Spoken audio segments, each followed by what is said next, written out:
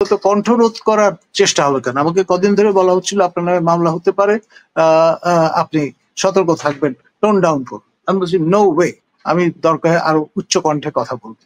আর আপনার এই সিদ্ধান্তটি আমি যতটুকু ইনফরমালি শুনেছি সর্বোচ্চ পর্যায় থেকে হয়েছে। আপনার প্রফেসর ইউনুস, তার নিরাপত্তা উপদেষ্টা, মাননীয় নিরাপত্তা উপদেষ্টা, এরা মিলে আপনার এই পলিসি ডিকটামটা দিয়েছেন যে আপনার একজনকে যদি মোটামুটি সমঝে দেওয়া যায়, বাকিগুলি সব কথা বন্ধ করবে, কথা সুর নামিয়ে ফেলবে।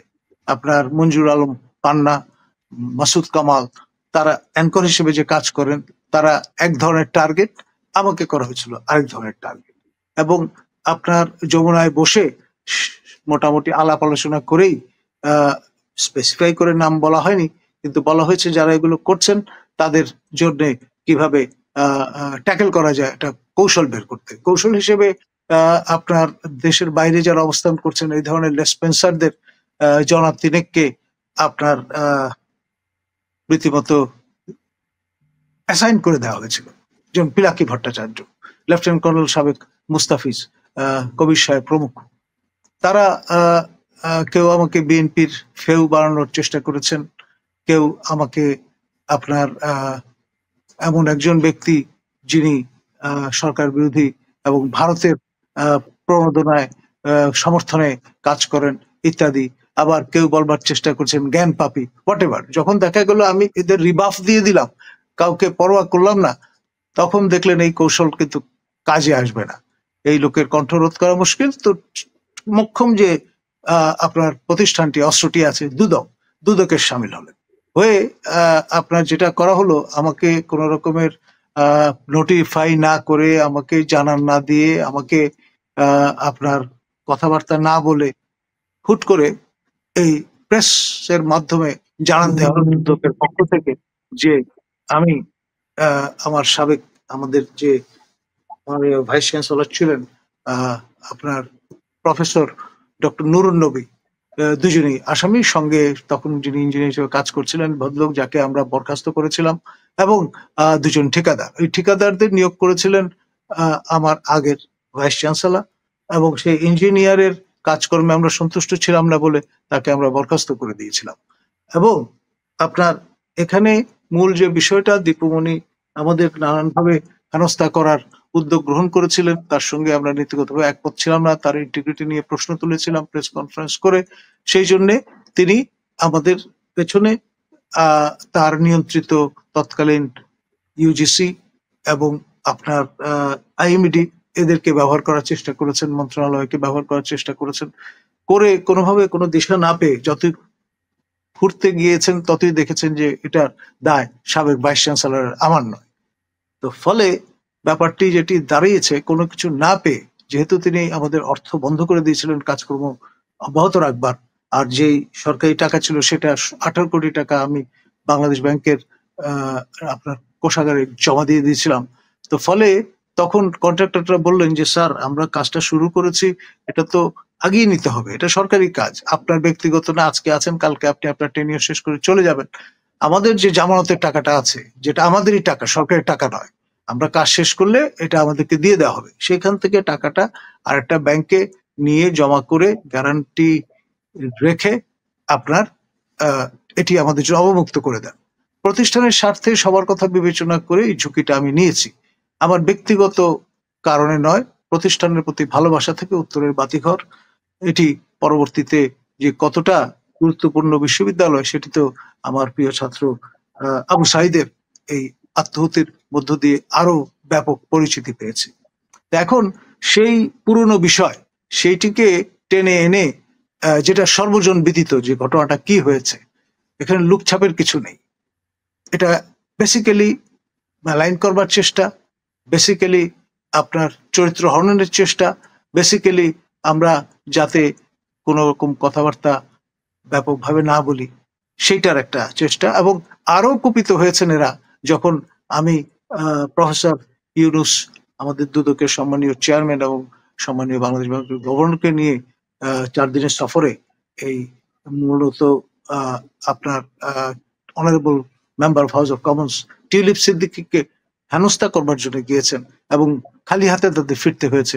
কারণ টিউলিপের এই বিষয়টা সংশ্লিষ্ট যে কর্তৃপক্ষ ব্রিটেনের, তারা কিন্তু তাকে দায় মুক্তি দিয়ে দিয়েছে।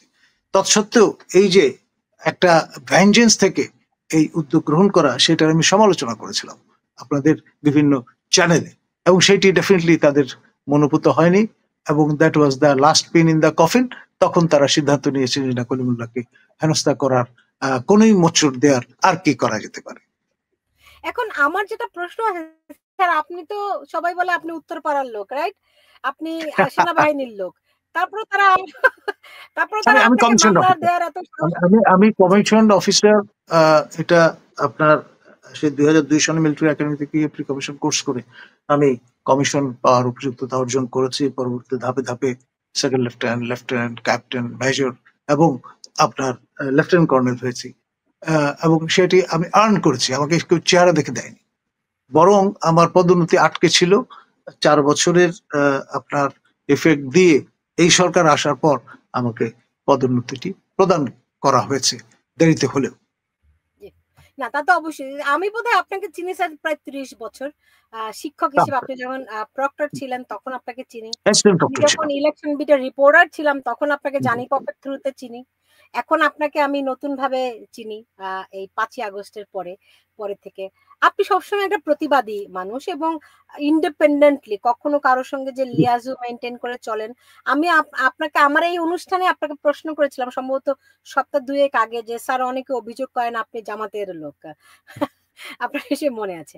এক একজন আপনাকে এক এক ভাবে মানে কি বলবো এটাকে, স্টোরিও টাইপ করার চেষ্টা করেছে, কিন্তু আপনি সবসময় আপনার মতামতে বা আপনার চিন্তার সঙ্গে আপনি ছিলেন। আমার মনে হয় এটি একটা একটা একটা স্বাধীন স্বতন্ত্র মানুষের কাজ। আমাকে একজন এখানে প্রশ্ন করেছেন যে নিউ ইয়র্কে অনেক গরম পড়েছে। আসলে অনেক গরম পড়েছে এবং আজকে এই শোটার জন্য আমি কোনো প্রস্তুত ছিলাম না। হ্যাঁ, আমাদের নিউ ইয়র্কে অনেক গরম। পার্থ ক্যালিফোর্নিয়া থেকে এই মন্তব্যটি করেছেন। ক্যালিফোর্নিয়াতে খুবই গরম থাকে। এবার আমাদের নিউ ইয়র্কে গরম একটু দেরি করেই পড়ছে। যাই হোক, বিষয়টা হচ্ছে যে যেহেতু আপনি নিজে কখনো কারো সঙ্গে বা কারো মত মতো চলেন না, কিন্তু অনেকেই মনে করেন যে আপনি কোনো না কোনো পক্ষের মতকে রিপ্রেজেন্ট করেন। বিষয়টি কি এরকম নাকি? বিষয়টা হচ্ছে আমাদের যে বাঙালি সত্তা, এটি আমাদের বন্ধু প্রয়াত রুদ্র মোহাম্মদ শহীদুল্লাহ বলেছিলেন, দ্রোহটা একটা বড় উপাদান। এটি আপনার আমার সবার মধ্যেই সুপ্ত বালু অবস্থায় আছে। আমি সেই সত্তাটি জাগ্রত করবার চেষ্টা করছি। ছোটবেলা থেকে আমি রাষ্ট্র দার্শনিক আহমদ সফার সংস্পর্শে এসেছি, তিনি পরের মুখের ঝাল খেতে অভ্যস্ত ছিলেন না, এবং পরবর্তীতে বিশ্ববিদ্যালয় জীবনে এসে পরিচিত হয়েছি আমার অগ্রজ প্রতিম সলিমুল্লাহ খানের সঙ্গে। এবং এই যে দুদকের চেয়ারম্যান ডক্টর মোমেন, তাকেও কিন্তু আমি দীর্ঘদিন ধরে চিনি, ছোটবেলা থেকে। তিনি আমার মায়ের ছাত্র ছিলেন, আমার কাজিনের পিএস হিসেবে দায়িত্ব পালন করেছেন। আচ্ছা, আমাকে বলেন তো একটা জিনিস, আমি একটু খোঁজ নেওয়ার চেষ্টা করছিলাম, আমি তো 10 বছর দেশে নাই। তো এই যে ডক্টর মোমেন, উনি কি কখনো বিআরটিএ তে ছিলেন? বিমানে ছিলেন? বিমানে ছিলেন, জি। এবং ঢাকার ডিসি ছিলেন? জি, ঢাকার ডিসি ছিলেন সে অবস্থায়। আমি বললাম, আমি যখন রিপোর্টার ছিলাম এইসব বিটে আমি কাজ করতাম, তো আমি ঠিক মেলাতে পারছিলাম না যে এই ডক্টর মোমেনই সেই মোমেন কিনা। আমি বুঝলাম উনি দুদকের বর্তমান চেয়ারম্যান, উনি বুঝতে পারছি সচিব উনি ছিলেন। এর আগে স্বরাষ্ট্র সিনিয়র সচিব ছিলেন, সেই পদে ইস্তফা দিয়ে যেদিন তিনি দুদকের অভিমুখে রওনা হন, সেদিনও তার সঙ্গে আমি সৌজন্য সাক্ষাৎ করেছি, এবং দায়িত্ব নেওয়ার পরও তার সঙ্গে আমার দেখা হয়েছে, আমি সৌজন্য সাক্ষাৎ করতে গিয়েছিলাম। প্রচন্ড ব্যস্ত থাকেন ন্যাচারালি।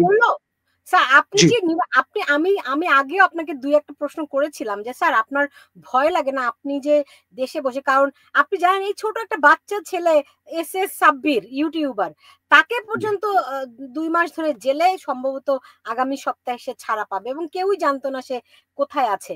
এবং আমার যারা সেটা নিয়ে আমরা কিন্তু আপনার সাথে এবং এলসওয়্যার আমরা কিন্তু প্রতিবাদ করেছি। রাইট, বিভিন্ন টেলিভিশন চ্যানেলে আমার সহকর্মীরা সবাই আমাকে নিয়মিত জানায় যে তারা কি ভয়ঙ্কর পরিস্থিতিতে দিন কাটাচ্ছে, কতটা বাকরুদ্ধকর অবস্থা। অনেকের চাকরি নাই, অনেকে ওএসডি রিপোর্টার কিংবা অ্যাঙ্কর তাদেরকে কাজ করতে দেয়া হচ্ছে না, কোথা থেকে কোন কোন ধরনের লোকজন এনে সাংবাদিকতা করাচ্ছে, মানে পুরনো লোকজন খুবই কমই আছে। তো এই যখন অবস্থা, আপনার ভয় লাগছে কিনা? অনেকে কিন্তু আমার এই অনুষ্ঠানে আপনাকে সাহস যোগাচ্ছে, যেমন একজন বলছেন যে স্যার ভয় পাবেন না, আপনি মেধাবী মানুষ, হ্যাঁ আপনাকে মূল্যায়নের সুযোগ ছিল, এই সরকার করেনি। আরো অনেকে বলছেন যে স্যার ভয় পাবেন না। ভয় পান নাকি স্যার? ডেফিনেটলি না। আর আমি কিন্তু একটা নৈতিক বল আছে বলেই কথা বলতে পারি, এক। দ্বিতীয়ত, যেটি পরের মুখের ঝাল আমি কখনো খাই না। তৃতীয়ত, আমি সবসময় কনসিস্টেন্টলি আপনার উচ্চকণ্ঠ ছিলাম।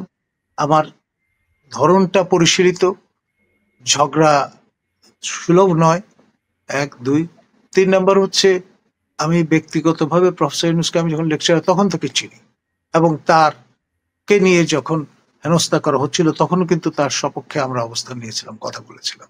তিনি নিজে একজন দণ্ডিত ব্যক্তি হিসেবে শপথ গ্রহণ করেছেন। এটা নিয়ে সিনিয়র সাংবাদিক এ কে এম পাটোয়ারি যখন প্রশ্ন তুললেন শোতে, তারপর তড়িঘড়ি করে তার দণ্ড মওকুফের ব্যবস্থা হলো।